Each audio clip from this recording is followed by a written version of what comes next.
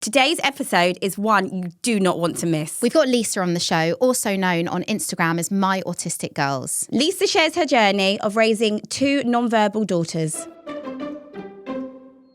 Hello, Lisa. Hiya. Thank you so much for coming. Thank you for having me. We've had now probably, I think we're on our 14th episode, and it's been very mixed when it comes to having therapists, specialists, and then personal stories. And I think we were missing one part of a story that will relate to so many people, and that is having non-verbal / non-speaking children. And I think for Jade as well, this will be, you know, something that you are really interested in, as we all are. Yeah. I have said the one thing that we have been missing here that I haven't been able to relate to is a non-speaking, non-verbal child. And you are blessed with 2 beautiful girls that are non-speaking. Do you go by that term or do you go by non-verbal, just out of interest? I mean, non-verbal's fine. That's sort of what I used, yeah. Fine. So 2 non-verbal girls. And we'd just love to hear your personal story, where you are today with the girls, how everything is going, and we'll probably fire a million questions at you because that's what we tend to do. So yeah, introduce yourself. Hi, I'm Lisa. I've got 2 daughters. My eldest one, Lexi, is 12. Her primary diagnosis is autism, but she also has multiple other diagnoses at the same time. And then I have a younger daughter called Ruby, who is 6. Her primary diagnosis is autism, but she also has a lot of other diagnoses as well. Okay. Both of my children are non-verbal. Yeah. And they always have been. Lexi has never produced any words. Lexi has never been interested in any sort of communication whatsoever, which has made things really challenging for Lexi. And the older she's got, the more she struggled with not being able to communicate. Whereas my youngest Ruby, she's still non-verbal. She makes a lot of noises now, which has slowly progressed over the last year or so. So before then, no noises? No noises. Okay. No, we didn't get any double babbling. Everything has been delayed with Ruby, even the pointing and things, baby milestones. I mean, now she's great. She points at everything. She's where she should be. See, they do get there with the pointing and the eye contact, I see. She points at everything. She Yeah, points at everything. really. And she looks at you in the eyes and is like trying to tell you, I want this, you know? So her want to communicate is a lot stronger than Lexi's. But both of them are currently non-verbal. Okay. Can we break down each girl so you can introduce them? Yeah. Let's start with your eldest. How old is Lexi? Lexi's 12. Like I said, her diagnosis is autism. She also has a severe learning disability.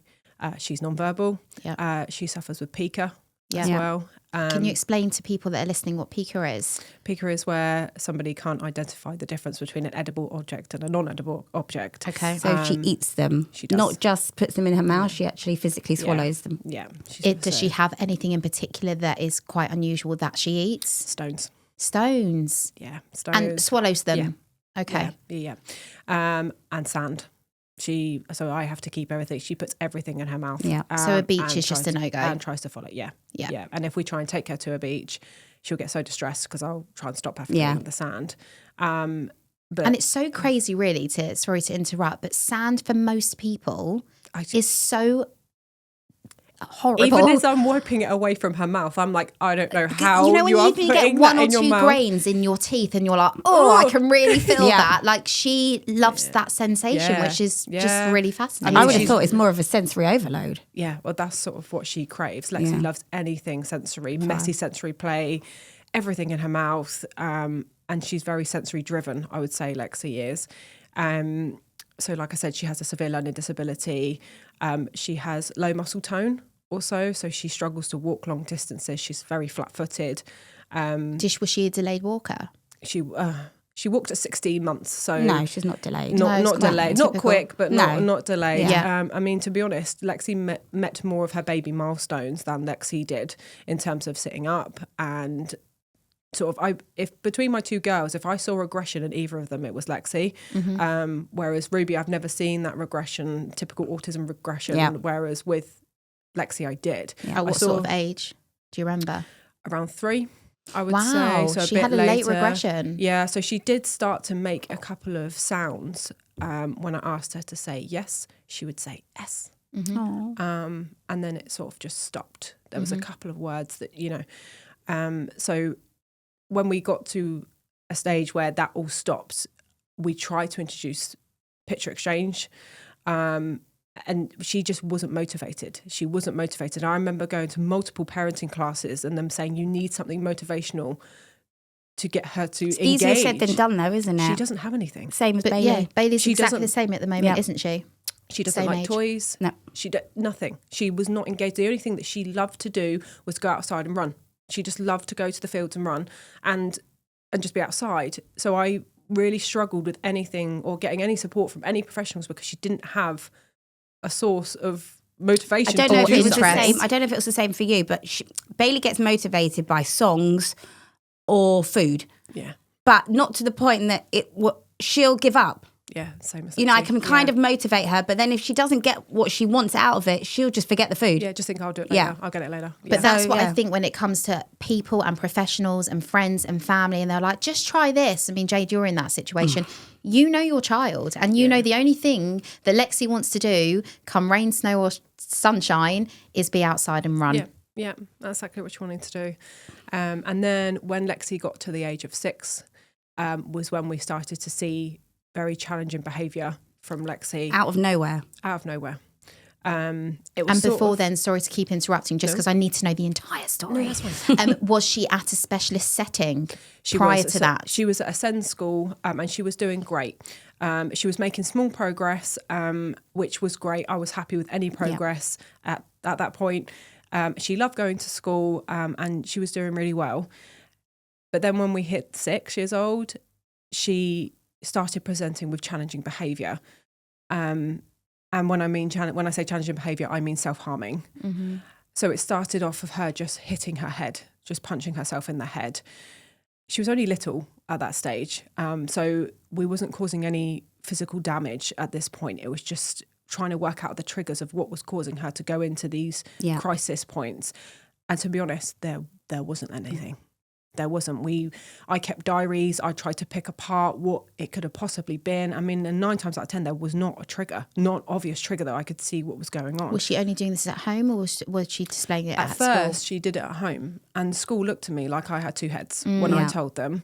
And it wasn't until I actually recorded Lexi in crisis and showed it to the school that they were like, "Oh my goodness." Mm-hmm.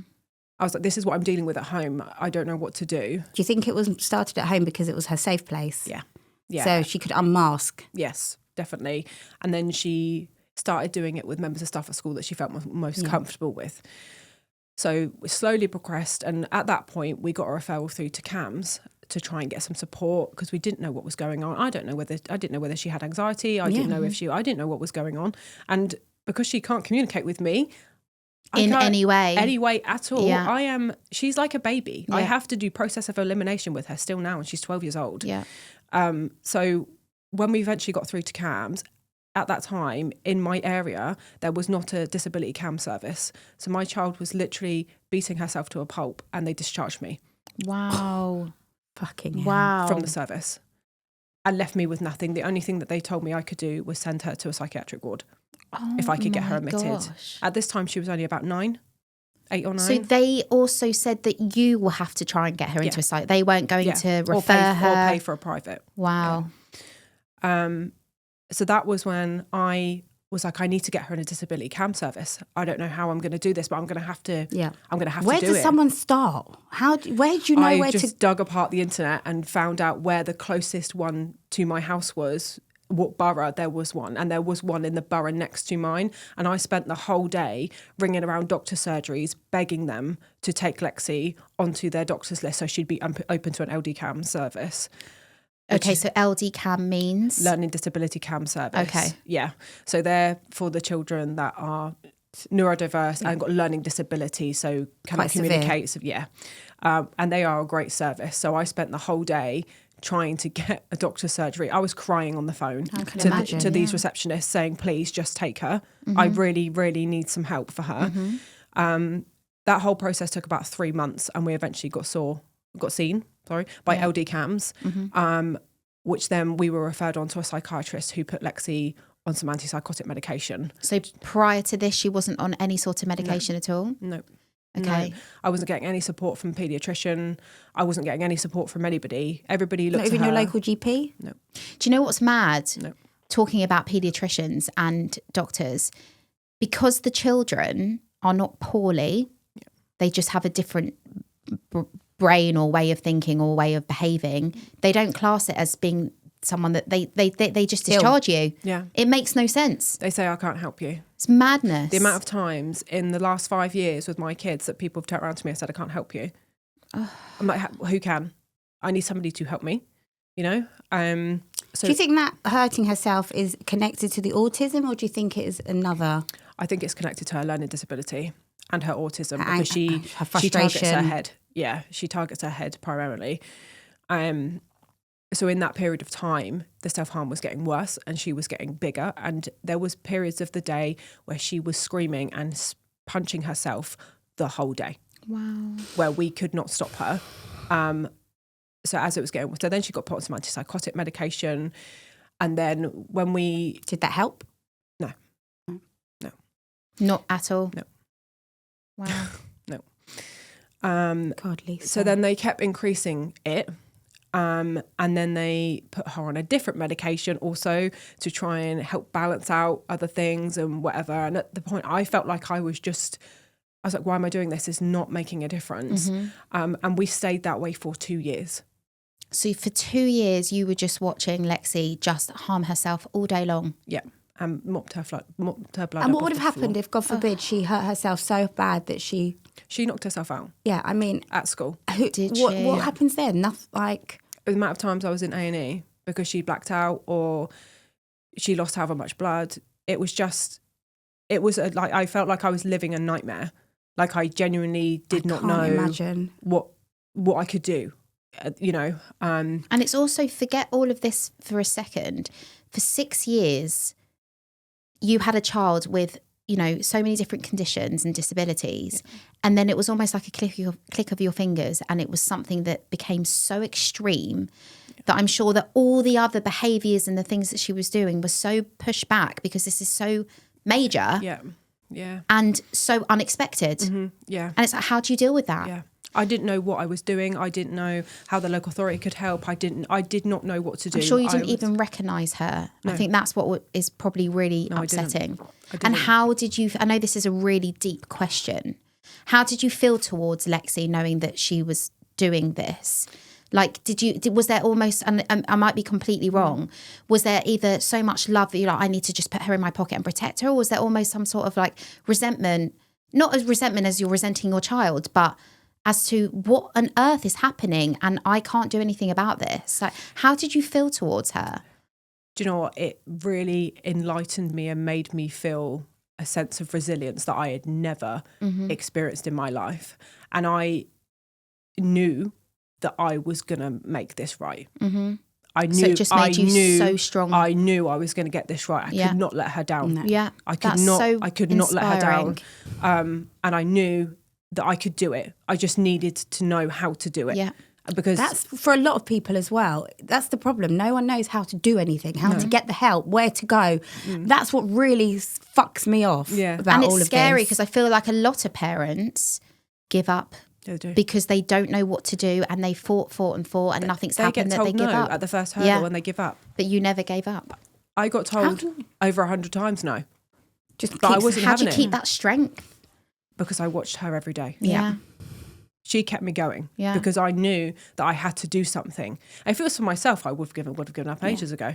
But you are her mum. But I'm her mum, and I am her voice. I am her. Yeah. I need to speak for her, and I need to tell these people. The amount of times I had screaming matches with people because they just wouldn't listen to me. I mean, when the local authority was saying about we were waiting for a residential placement, so this is before. So then people started mentioning to me when the medication wasn't helping, when the school was saying we can't cope with her, they kept ringing me, coming to pick her up. But I couldn't cope with her as well at home because of how much she was hurting herself. And on top of this, you had Ruby as well. Yeah. So I had a 4-year-old who was complex needs. Yeah. You are a superhero. I think you need to know that. Can I see your cape? Okay. You deserve a cape, honestly. So at that point, when people started mentioning residential placements for Lexi, I was like, no, absolutely not. No, there is no way my child is not living with me. Mm-hmm. Yeah, I can't do that. Because that's exactly my mindset right now. I cannot do that. But once we got to a point where nothing was working and I was watching my child lay in bed all day and fade away. Mm-hmm. She wasn't eating, was she? She wasn't eating. So in the last sort of 6 months before she moved into her residential placement, she lost 10 kilos in weight. Wow. She wasn't drinking. At this point, sort of CAMS were saying, oh, you know, a psychiatric ward could be. And I was thinking, what is going on? She doesn't need a psychiatric No. ward. She needed No. help. Yeah, she needs help. You know? So at that point, I was still fighting for a residential placement for her because I knew I'd tried everything else. I'd knocked down every single other door that you could get, and nothing was helping. Nothing was bringing her back to me. I felt like she had died. Yeah. Honestly, I felt like I'd lost my child because she was just a shell of who she was. There was no life in her. She was depressed. She didn't want to do anything. She didn't want to run outside anymore. She didn't want to eat. She didn't want to do anything. She just wanted to. Really sad. She just wanted to lay in bed and watch her iPad, and not even that really. Was she able? I feel like, especially autistic children, they can very much use a tablet and know their way around. Was she able? She was able, but she wasn't interested. She was just. It was just on. Yeah, but it was just just staring at the walls. Not fussed. Yeah. Slowly, basically. Yeah. Passing away. Yeah, literally. And I was screaming for help from these people, and I had nobody listen to me. So once I got to a point where I got the local authority to listen to me, I had to fight the school to say they couldn't meet need because they still wanted the funding for Lexi. Sick. It took me 2 months to get them to say we can't meet need. Even though I'm sure she wasn't going to school at this point. Well, she was barely at school. So how can they say that they can meet her needs if she wasn't even going? I had to sit there and go through her whole EHCP and pull out every single thing that they weren't meeting need on for them to turn around and say they couldn't meet need. So, but they were literally, she wasn't progressing at school. They were just looking after her at school and making sure that she didn't end up in an ambulance, you know? And I mean, at the end of the process before, she was having to be physically restrained at school. Wow. And I was having to sign documents and stuff to give them permission to hold her. And it was a nightmare. Like genuinely, I had to go in and one time when she wasn't calming down and watching your child being held, obviously in a safe position, but being held is one of the worst things by someone that's not seen. you. I can't even imagine. Yeah, it's the worst things I've ever seen. I can't even imagine. So after fighting the local authority, we were then, once everybody agreed, because residential was 3-way funded, so you have to get funding from education have to agree, social care have to agree to pay the care part of the money, and so does health if the child is entitled to a health component, which Lexi was. So once I'd got all the three of them to agree, I then had to find a placement. Okay. How easy is that? There is none. No. There's none. There is none. I didn't even know there was such thing before you told us where Lexi was. So there was a nationwide search for Lexi, and none of them could meet her need. Wow. She was a 4-to-1. Wow. They couldn't meet her needs in a residential. So what have you got to be like to go to a residential? So residentials have different types of residentials. So you have residentials that are very much, you have your house and then you have your school, but they just stay in the house and they've got other things going on. And different needs of different children. And also peer group is quite important when obviously you're making a residential with children, because you don't want, if you've got a house that's triggered by loud noises, you don't want a loud child going in there. So it's peer group and staffing and things like that. So when Lexi went into residential, she was a 4-to-1 care. Meaning there was 4 carers just for Lexi? Yeah. Okay. Yeah. So before she'd gone into the residential, I had carers in my house 24/7. That's what the local authority had done. They had paid for 2 carers to be in my house. Until they found a residential. All day and all night? Until they found somewhere. But this only happened once you got the 3 to... Yeah. So before that, you were totally on your own. I had 5 hours a month of respite. Wow, 5 hours a month. Yeah. And her sleep, did she sleep when she was asleep or not? So it's 24-hour care? Pretty much. Yeah. Oh my God. I mean, one time I was asleep because at this point I couldn't even get her to sleep in her own bed. She was in my bed. I woke up and she was strangling me. Oh my gosh. Oh my God, Lisa. Yeah. Like it was, and at that point was when I spoke to the local authority and was like, I'm she's going to kill me. Yeah. And she's strong. You did mention before we came on, Lexi is very tall. She's very tall. And she's not small. No. So she's stronger. She's strong. She's a stronger. Yeah. Yeah. I think that's the thing when you have your children, then they're neurodiverse, like Ruby, she's tiny, she's little, you know, you can pick her up. And when these children grow into adults, it is a completely different dynamic. Mm-hmm. And you don't realise that until You're they there. grow up. Yeah. And you see the strength, and you can't make them do anything. You can't, you know, you have to just, you know. So once the local authority agreed and all of that, and then I had carers in my house. And honestly, that was one of the worst things, having carers in your house 24/7. I never felt like I was at home. Yeah. I never felt relaxed. Comfortable and in your own I home. also had Ruby in the mix of this, living in a house with 2 carers in there all the time, and her complex needs also at the same time. Yeah. So I think, it was mad. Yeah. And it was, if I look back on it now, I can't believe I did it. Does it feel like another lifetime ago? I can't believe I did it. Yeah. I genuinely can't believe that happened to my family and us. So whilst Lexi was on a nationwide search for a residential placement, we went to look at multiple different residential placements. And at this point, I was still not wanting to do this. I was still not wanting my child to not live with me anymore. But I don't think you realise until you go and look in one of these schools what they can offer, what they're like. So Lexi's school that she's in now is fantastic. It's like we can't, as much as we want to, we can't offer our children what these places can offer. School, she has a farm. They have donkeys. They have pigs. They have horses. They have a forest school there. Unbelievable. A swimming pool there. They have cinema club in the evening. They have multiple different resources on site there for her 24/7. Which I can't offer that at home for her. But she's, I don't think anyone can. deserves that though. Yeah. I mean, how amazing. And the staff, they are angels sent from above. Yeah. The people that work in these residential schools are like something I've never seen before. Do they live with them as well? Yeah. So they have stay-in people. So they obviously have people on shift work. Yeah. But they always have, there's always night staff. There's always an on-duty manager that sleeps in. They are always overstaffed. There's They always have that negative thought in your head as well, that how do you know that your children are being looked after? Because you hear so much, and there's so many programs now, and you watch the most daunting things. Yeah. Did that ever cross your mind? Definitely did. And it still does now. And I Like honestly, people taking advantage of your children. Honestly, a lot of my hate on Instagram is around that. I did a post last night around something like that, and honestly, that is my biggest. That is my biggest fear. Yeah. So when I was thinking about when I went to go and look in Lexi's school, I could see her there. When I walked into that school and I spoke to the headmaster and I spoke to the staff and looked in the house that she was going to be in, I knew I could see her in this school. So I'm sorry to interrupt again, I'm trying to visualise what this could look like, because I think people would like to visualise it too. When you said a house, so is it like in like a small development where there's houses and then there's like a centre where the school is? Is it like a village? It kind of is. Is it? Yeah, that's it amazing. Is. So there is a main house, which is like the main campus where the reception and stuff is, and then there is multiple different houses on the plot of land. So where they stay.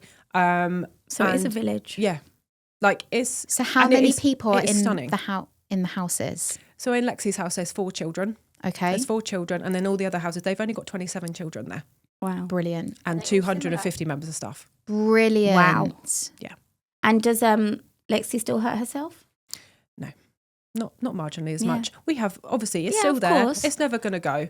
But it's at the point where she can enjoy her life. She deserves a chance. Is she at happy? Life. She's happy. Smiling. So we're talking about back to things that can go on in residential settings. Yes. So this was a main thing that I was petrified of. And obviously when I spoke to the staff, that put me at ease. But I obviously I'm always going to be on edge about that when I'm not seeing her every day and I'm not doing her full care all the time. But Lexi's behaviour, since she has moved into her school, she is a different child. Unbelievable. I feel like they can relax, they can breathe, they feel like they're in the right place. She is a different child, and I have to go by what she's showing me. Yeah. and she doesn't look like a child that is in distress to me. That's amazing. And that's, do you know She why has as turned well? her life around. Lisa, that's because of you. Thank you. She has turned You're her life emotional around. today. She has turned her life around. She really has. So after I fought the local authority, Lexi's school that she's in, the children have to self-harm to go there.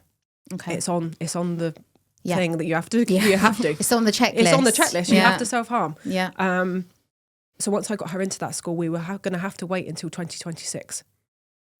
To what? Yeah. To get her in? Yeah. For a space to come available, and they said they could meet need. And then July 2023, I had a phone call from her social worker who told me that they had an unexpected child leave and she could start in September. Wow. Someone was looking down on you. Said, you know what, Lisa, you've done your time. You're good now. You're good now. You can. Because I think a lot of people, as much as we always put our children first and our children are our world and we advocate for them and we want them to be safe, you are still a person. You still have a life. Yeah. You know, and I'm sure for the last 4 or 5 years, you didn't have one. No. And that's also not fair, you know? No. Because we only get one life. Yeah. And I put it all into my kids. Yeah. Because I needed to make sure that they were okay because they don't have anyone else but me. Yeah. They don't have their voice. And this is obviously what you want to focus on this podcast about is I am my children's voice. Yeah. Because nobody else speaks for them. Yeah. So if I have to fight to the death, I will. I'll take on anyone. Yeah. I'll take them all on, because they deserve it. They both deserve a chance. Of course they do. And especially Lexi and her having such a shit start. Yeah. She deserves that. And I was going to get it for her. So how long does this residential last for? So Is this a lifetime? So she could stay there until she's 19. Wow. Okay. And then she'll move on to an adult placement. Okay. If she Needs it. And if is she that needs it. well, you probably don't know yet, but I'm sure you've done your research. Is that usually a smooth transition? Again, or are it's- you It's fighting? involving the local authorities, so Well, I don't know. okay. So I guess not. Yeah. But she, I mean, at that point, depending how, because she now, like I said, she is riding horses. Unbelievable. She went on holiday a couple of weeks ago to the Wow. New Forest for 3 nights. I watched, just, and obviously we're not going to talk names of anywhere, and I don't even know the name of it, but I watched a very similar programme on ITV or BBC, or one of them, where it was the same sort of concept, but I don't know if it was a residential. I think they did respite there, but it wasn't like a live-in I thing. think it was a holiday But respite. Yeah, but it was these, and as you were going back to staff, and I know you only get to see the staff for an hour and you've really got to put all your trust in, but these staff that worked there weren't there to earn money and to have a living. They were there because they're looking after their children there, and they are so passionate. And the love, I mean, I sobbed after every single episode because it was just amazing. And there is help out there, but the sad thing is the fight. There is help, but it's getting that help. And when you get that help, the people are amazing, but it's the in-between bit that is not very helpful. And it's whether you ever get there. basically, the trick is if you get told no, that doesn't mean no. That means you need to fight harder. Yeah. And that's genuinely the truth because there's no such thing as no. Yeah. And that's what I've learned. You've probably really, drilled That's that what I've into learned. yourself. That is not, I'd be like, you're asking me to fight. Yeah. Okay, that's fine. Yeah. You know, my biggest fear is also like just having everything in place for when I'm gone. Yeah. Because as you said, we are their voices. Who is going to speak for them? Yeah. I mean, that scares me. 11, yeah. You know, and I think to myself, I mean, I'm 29 and I think Well, you've got years on me. and I think, You're a bubba. you know, what are they going to do? Yeah. But, you know, what I've learned mostly from this process, especially with Lexi, you really have to take one day at a time because you never know what is around the corner and trust the process. Like, because you can't plan for that. No. And you have to live, especially with kids like ours, you have to live day by day. And that's what I do with my kids. Yeah. Is live day by Because day. one day they like something, the next day they don't. Yeah. You just Completely don't know what you're different. getting from day to day. Yeah. So Lexi now is the happiest kid. Unbelievable. So it was the best decision you could have ever done. And Even like though you I had said, all those I had no thoughts. idea. Yeah. And you course. see Lexi on weekends. She comes home every weekend. Oh, she comes home. She comes home. And how is she when she comes home? She loves it. Does she? Do you have a carer at home? Nope. She's all yours. Yep. And I it's can pick her up now on my own. and You bring can her manage home. her completely because she's in such a better place in her head and herself. Yeah. Because she's where she's meant to be. Yeah. Any But it does crack me up. sibling love? So Ruby has recently started trying to talk to, because Ruby was very scared of Lexi Okay. for Reasons. a while. Yeah. A while. Yeah. But Lexi doesn't really understand child-on-child interaction, Mm-hmm. whereas Ruby now is at a point where she has started holding hands with kids in her class and sort of, trying to interact with the kids That's in the so class. So she sweet. started trying to do it with Lexi now, and Lexi's a bit like, What are you doing? Mum, why is she touching Does she me? look at you like, what's she doing to Mum, me? help me. Yeah. Aw. Does Lexi have understanding of life, of what's going on around her? Like, obviously, they're not in our world as such, but does she have understanding of, how do I explain So, it? like, if they said, right, we're going horse riding today, Would she know what they're that she's saying? going horse riding? Yeah. Okay. But I would say that that's a more Recent. thing. When she was younger, she, like I said, she didn't really have any concept of anything really, but she was very happy to just go along with the vibe of what we were doing and where we were going. I used to take her on holiday every year on an aeroplane, and she was fine. She just, would just mould to the situation that we're in. I think which that's is very really nice to hear, because there's a lot of parents that will not go on holiday. I mean, I made you go last year. They had their holiday booked, and even a day before she said, I'm not going. The rest of the family will go. I will stay at home with Bailey. And I was like, you're getting on that plane and you are going. And honestly, she adapted though, didn't she? Yeah, she did. She did. I don't think we give our children enough credit for the things they do. But then also, correct me if I'm wrong, do you think, you probably don't know because also Lexi can't tell you, but do you think where she was so easy for those 6 years and adapted, do you think it was a hell of a lot of masking and all of a sudden it just exploded because she couldn't do it anymore? I mean, I think I'll never know. Yeah. But Is that fair to say? But maybe. Yeah, maybe. Like I said, it sort of blew us all out because Yeah. we were a bit like, what is happening, maybe I definitely saw more of the masking at school and things when she first started to go to school, and then she would come home and she would sort of explode a little bit when she got home. So I did start to see that at first, but she was always just such a happy, smiley kid. She just was smiling. But we She say was that just- about our girls. Yeah. They just seem to be very happy in their own Yeah, worlds. just And then happy. obviously, of course, she went through a phase where she wasn't, Yeah, but just in happy, general. Obviously, I really want to talk about Ruby as well. But while I've got this in my head, and I think this is something else that I think that people would really want to know and hear, because I think about it all the time personally. How was your marriage during this time? Because it's tough, obviously. Like, how were you? How was your family household, your energies, everything around everything? Genuinely, me and Brooke felt like co-workers for a long time. Not husband and wife. No. And to be honest, we're still finding that path again now, back to husband and wife. Yeah. I mean, me and my husband, we're best buddies, and we work so well together as co-workers for the kids. And we definitely proved that when we were going through all that hard time with our girls, when they were both living at home all the time. But I think, if anything, I know that some people aren't as lucky, but me and Brooke, I think it definitely made us stronger, because now we look back and think, If we can do that, we Yeah. can do look anything. what we did. Look what you achieved. I mean, we didn't really have a marriage in that point of time, but we made it through and we made it work. And now we're sort of just finding our feet again. Because you're still living with Ruby. Yeah. Like, you still have a child And she with has a lot high harder needs. work than Lexi was at that Lexi. age. Because she's got more understanding. Yeah. And this is Yeah. what I was saying to Jade as well. So Bailey's at the point where Lexi was at 3, kind of very much in her own world, if you don't mind me go for saying, it, yeah. and obviously non-verbal. Whereas now Callie is verbal, my Callie, but now she's got so much more understanding of the world. I actually, and I'm not saying, I find it more challenging. Yeah. I'm so grateful that she's got words. I'm so grateful she's got an understanding. But with that it's the comes the communication challenge, yeah. side that is the challenge, Makes it more and tricky. it's very tricky. Yeah. And even though Ruby is still non-verbal, you mentioned before that she can communicate with you Yeah. via a device. The sass on my 6-year-old is insane. She is 6. She doesn't speak to me, but she has got the sass of I don't know what. Honestly, she will stand there and look me dead in the eye and be like, no. Just, and I'm like, what? Come on, please. Can you just like help me? I don't know what. Like, come on. This is the plan. We knew this was happening, Yep. Like yesterday before school, for instance, right? She went on her iPad, all right?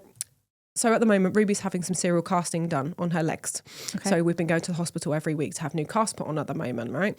And we've been going before school. So now, because we've done that, she now wants to go somewhere else before school because she thinks that's a good idea. So yesterday, she was trying to fight me to the absolute death to go to Specsavers before school. Specsavers. She wears glasses, so we go to Specsavers. So we Okay. have a Specsavers Near you. a Specsavers symbol on her iPad. Right. And she was like, I was like, we're not going to Specsavers. We went like last month. How did you know she wanted to go to Specsavers? Because Did on she, her iPad. she pressed clicked the... clicked it on her ACC, and I was like, we're not going to Specsavers. And she also knows that there's a Greg's there, and she'll get a cupcake. So, but that's how cognitive she is. Brilliant. You know, like, and I'm like, no, we are going to school. And honestly, I had a 10-minute standoff with my non-verbal 6-year-old. Brilliant. That we are not going to Specsavers before school today. With her iPad. Yeah. She's like this. Yeah. I'm like, no. And I'm like, remove that. And she's like, saying yes. yeah, we are. I was like, no, we're not. You I think you need to remove the yes from her You know? iPad. She's just like, But isn't Specsavers. it mad as well? You've got two girls that both are non-verbal, but they are so different. So different. It's just, and I hear this a lot. That's that what makes siblings it a are lot so harder. different. Do you know what? I find it crazy because everything, right, that Lexi didn't throw at me, Ruby did. Yeah. So Ruby is definitely more of my medical baby. Yeah. She has got more medical needs than Yeah, Lexi so tell us, has what done. did you mean about her legs? So Ruby, when so her primary diagnosis is autism, but she also presents with bilateral clonus in her legs, Okay. which is basically a jittery reflex in her knees. Ruby is an extreme tiptoe walker. I have Almost seen that on Yeah. your Instagram. Ballerina. Yeah, Yeah. I mean, Ballerina tiptoe. I've seen that on your Yeah. Instagram. all the time. All the time. So when I took her to the paediatrician about her tiptoe walking, I said she checked her reflexes in her knees, found the brisk reflexes, and said that she needs to go for a brain scan. Wow. And On I her knee. and I thought, what? Yeah. Anyway, so the paediatrician wouldn't tell me what they were going to be looking for. That's nice of them. I just think they didn't want to worry me, but Yeah. some paediatricians just don't have bedside manner, do they? Or Not No. at so I had to all. speak to a parent and be like, this is what we're potentially looking for, Yeah, but we're don't dealing with worry, the emotional this is, side.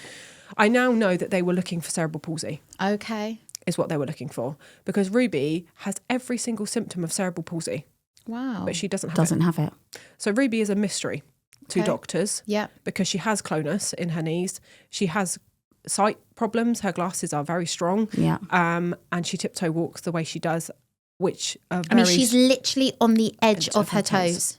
and they are all symptoms of cerebral palsy. Wow. But she doesn't have any brain damage. So they don't know what is going on.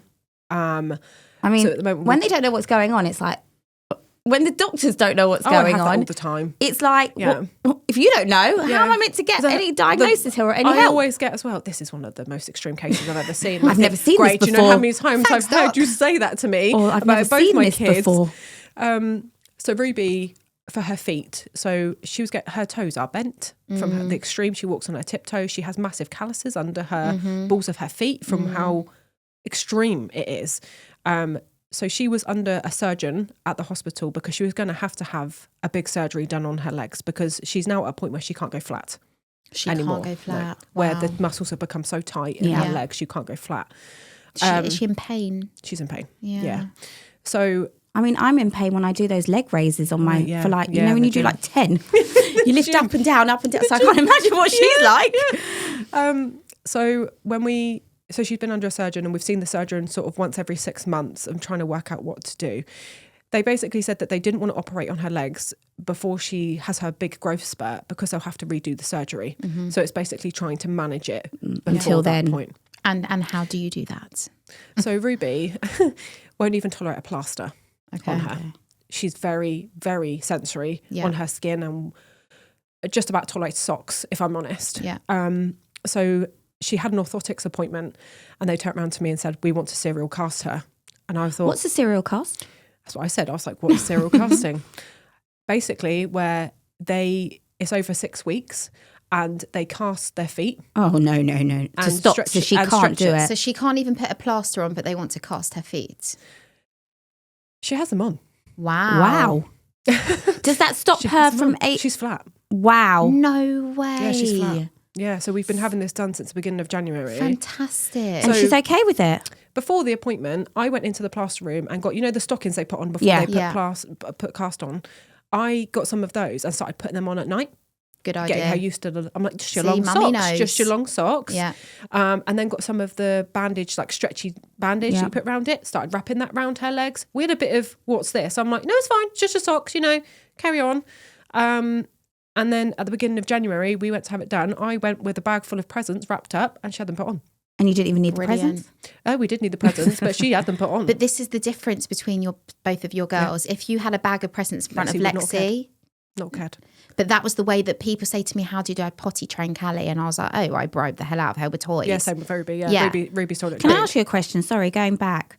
Are they potty trained? Ruby is, but Lexi isn't. Lexi's not? No. She's still in nappies? I think Lexi is genuinely incontinent because she's never really seemed to have acknowledged the sensation of going to the toilet. So do they have nappies for that age? Yeah. Yeah, so they do, because if you think about it, when grandmas... Yeah, I guess so. She's in adults' tenors. Yeah. So for both. Yeah. For everything. How's this going to work? Like when she starts her periods? Yeah. So again, that's not something, she hasn't started her period yet. So we're not quite there, but she is definitely like on the brink of starting her period. Yeah. So I guess... Cross that bridge. I'll do that. I'll deal with that one day at a time. I'm but I guess if she is always wearing like tenor ladies anyway, then it's not going to be a foreign thing on her body. No, as in if she's incontinent and doesn't realise that a wee's coming out, she's not even going to think about why blood's coming out. She's probably won't even notice. Yeah. To be okay, honest. sorry. So Lexi isn't, but Ruby is trained. Yes. Bribery of the toys. Yeah. Smashed it. Yeah, love it. Yeah. And we had an interactive potty that used to sing if you went for a wee. Brilliant. Game changer. So that's the difference when they're cognitive brain works. I feel like Ruby has a cognitive brain. I've got your equivalent of Bailey and Ruby. Yeah, so that's Ruby, how I feel. I knew that I was going to be able to toilet train Ruby because you can bribe her, you can have motivators for Ruby, and she also is motivated. And when I saw that singing potty, I thought she's going to love that. As soon as she goes for a wee, she's going to think that is fantastic. How old was she? She was 3. Brilliant. She was 3. Yeah, see, if I said to Bailey, come on, let's go do a wee. Yet, is she? Yeah, she's no idea. I could be saying, same as Lexi. Mm-hmm. She would have never, never have known. I mean, I've sat her on the toilet before and she's just got up and that's it. She would have never. Bailey loves watching the TV. Yeah. So what I did with Callie is I put every type of like Coco Melon, Little Baby Bum, everything like that, all to do with toilet training. So that's my first advice.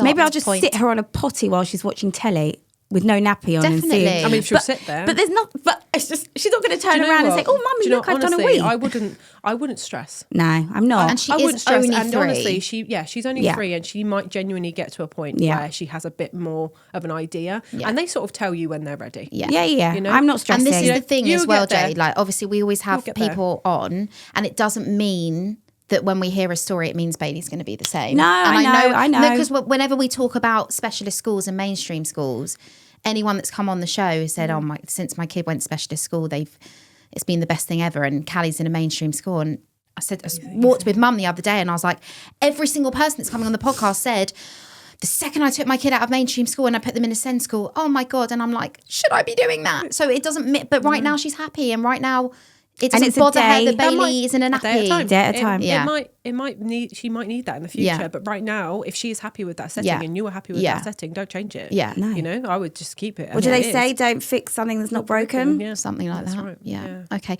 So a bit more, because I'm just mindful about the time. I don't care about the time. You go. I'm here all day. I know you're so invested in this one. It's amazing. Serial casting. So I'll get back to that. Please. So that is, so I gradually, and then we went and had them put on. Yeah. And she was fine. She did brilliant. So is it to stop her from tiptoeing? Yeah. She physically cannot tiptoe because of the cast. Yeah. But when did the cast, you tell us. So they started at the beginning of January. And when they first cast her, they could only cast her. She had a 45-degree wedge. Wow. So that's only as flat as they could get her. So she had these boots on that had about But she was very this tall. much. She was like she was in high heels, but she was like that anyway. Yeah. You know? So she was cast a little bit down like this. Kept them on. And then you go back in 2 weeks and then they take them off and they stretch a bit more. And now we have a 10-degree wedge.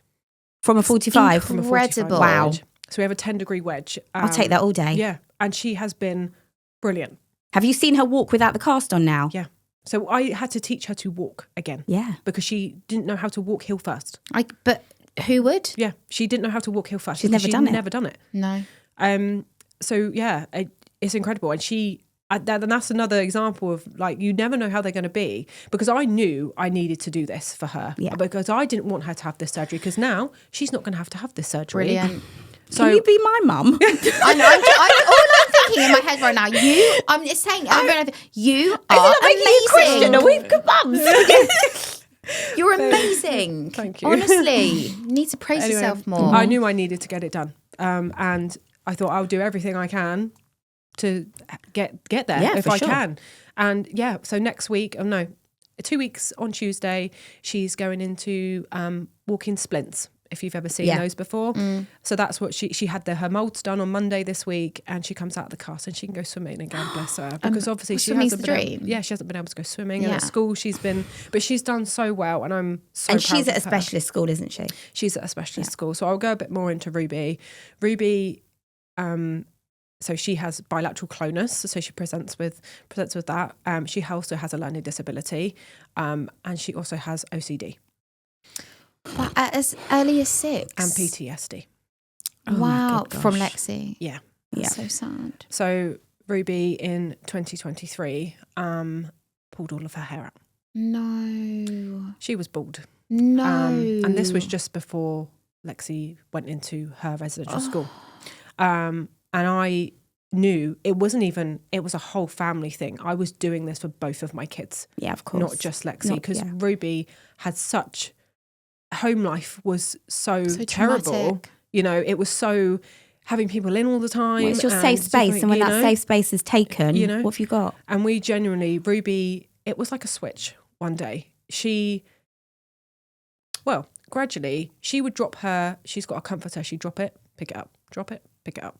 Who? Ruby. Okay. And then in and out of doorways. In, out. Lights on, lights off, lights on. And this gradually got worse over time. And it wasn't really until she started pulling her hair out, I was like, what is going on? I've got both my children here tearing themselves to shreds. So I... Do you think she was copying?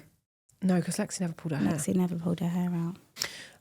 It was genuinely a distress thing. How she coped. Yeah. And it would come out of nowhere. We didn't really seem to have a trigger. There was times where the only way I could keep her calm and to not pulling her hair out was someone was driving her around in the car all day. Oh, I'm there. Yeah. I'm always there. All day. So basically, not to interrupt you, but Bailey has that same sort of thing, but not with pulling the hair out. Out of nowhere, she will just hysterically cry.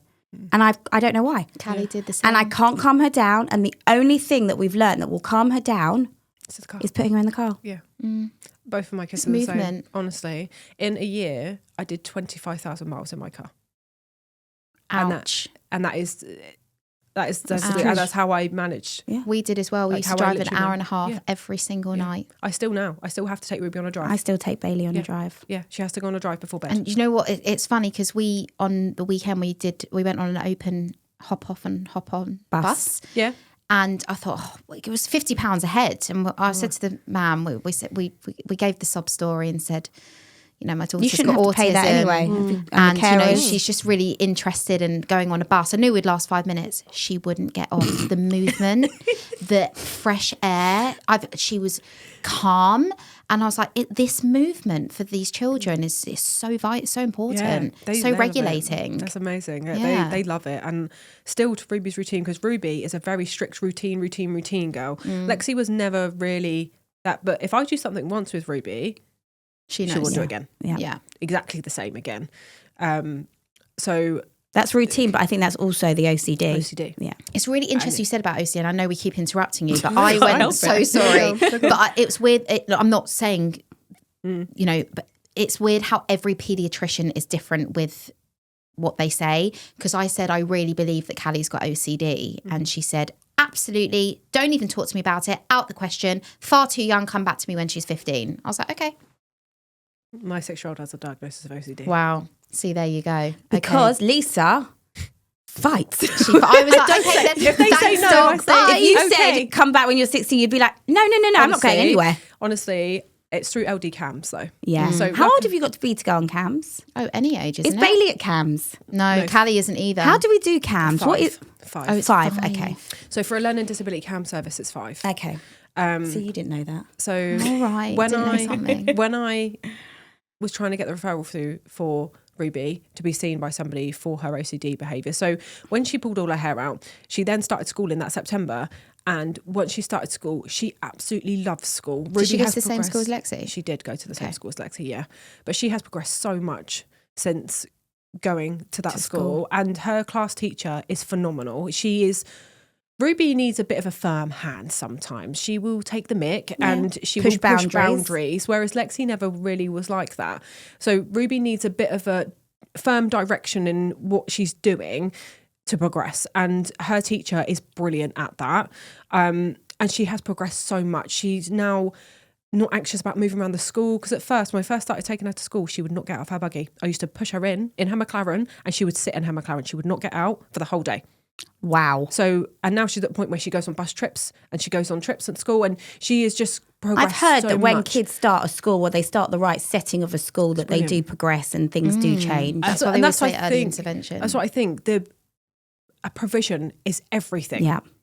And until you see it with your own eyes, you don't understand how much it genuinely is a lifeline for your child, especially if they're neurodiverse. And I've seen that with both of my children. As soon as Ruby started her school, she was a different kid. Yeah. Because I managed to get her into an SEN school, but they also told me there was no room. So I went on the radio instead. Did you? Yeah, I did. Yeah. What channel? BBC. Love that. Yeah, I didn't care. I was How'd like, you get on? No, they offered me a place like 3 days later. Okay. Yeah. So Wow. Yeah.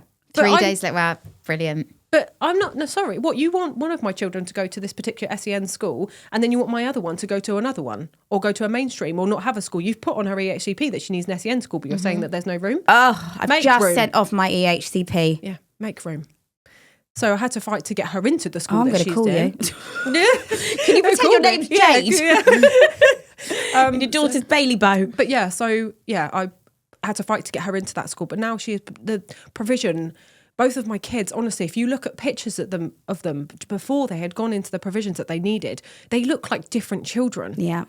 And I don't think, people are like, everyone quite blasé, the local authority, they don't understand. No, because for them, they're a number. No, they don't understand. They're not invested in these children. Which is just insane. And this is these kids' lives, It's just, it's wrong. You are just something else, Lisa, honestly. Oh, thank you. No, I seriously. didn't realise It's so how inspiring. much it's touched me today. And I could talk all day because I don't know why. I just I see similarities, I see differences, and I get that. You better not accept Jade on Instagram. She'll be you better. DMing you every 5 seconds.